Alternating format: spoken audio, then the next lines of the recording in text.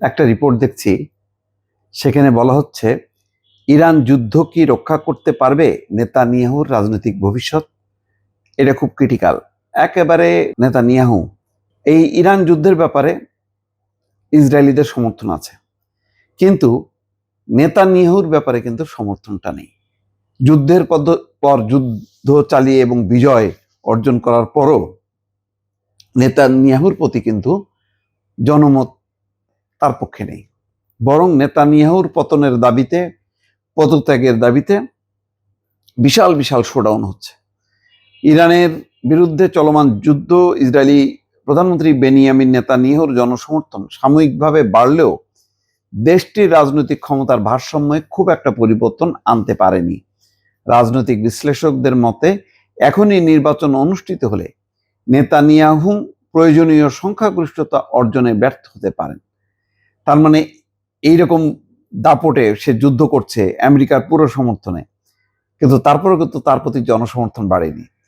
মধ্যপ্রাচ্য বিষয়ক সংবাদ মাধ্যম আল মনিটরকে দেওয়া সাক্ষাৎকারে ইসরায়েলি বিশ্লেষকরা জানিয়েছেন, দীর্ঘ 18 বছর ক্ষমতায় থাকা নেতানিয়াহুর জনপ্রিয়তা 2023 সালের 7 অক্টোবর হামাসের হামলার পর তলানিতে ঠেকেছিল।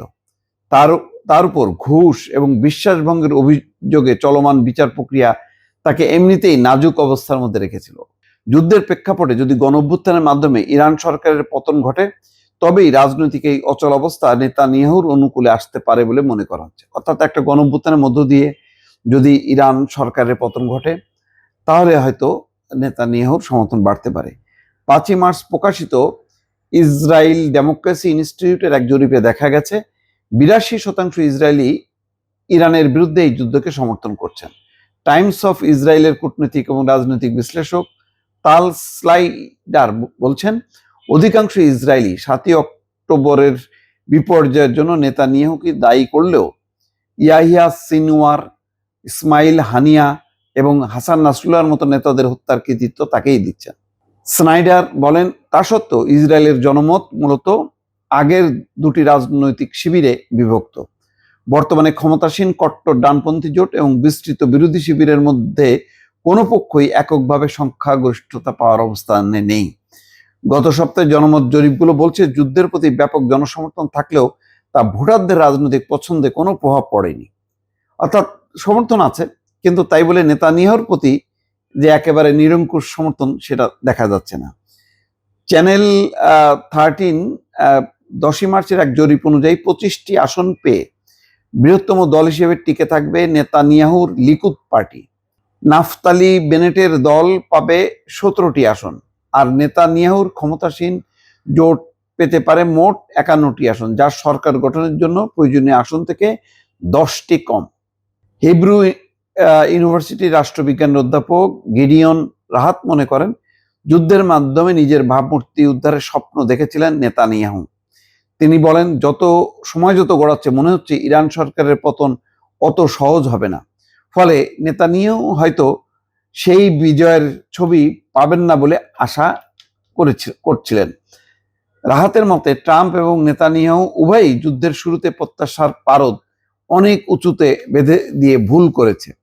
আরো পরিমিত লক্ষ্য নির্ধারণ করলে তাদের জন্য বিজয় ঘোষণা সহজ হতো। অর্থাৎ এই যে যুদ্ধ যত দীর্ঘায়িত হচ্ছে, ততই কিন্তু আস্তে আস্তে নেতানিয়াহুর প্রতি যে কি যুদ্ধ করলো, যে ইরানকে পরাজিত করা যাচ্ছে না।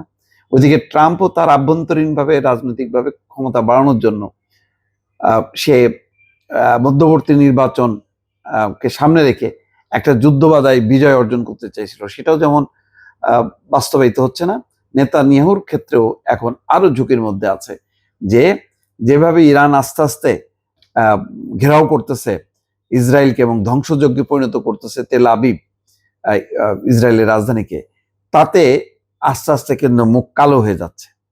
এমনকি তার সদ্য প্রকাশিত ওই যে একটা ক্যাফেতে কফি খাওয়ার দৃশ্য, যে তিনি মারা যাননি, এটা এআই দিয়ে তৈরি হচ্ছে বলে অনেক বিশ্লেষক এবং যারা ডিজিটাল এই মাধ্যমে কাজ করেন বিশেষজ্ঞরা, তারাও বলছে এটা সম্ভবত এআই দিয়ে তৈরি করা, প্রমাণ করা যে না, তিনি খুব ফ্রি আছেন, তিনি বেঁচে আছেন, এমন একটা বিষয় সামনে চলে এসেছে। ফলে সব মিলায় ইসরায়েলের রাজনীতিও জটিল হয়ে যাচ্ছে, যেখানে নেতানিয়াহু এখন তার অবস্থানটা আগের মতন শক্ত অবস্থানে নেই বলে অনেকে মনে করছেন।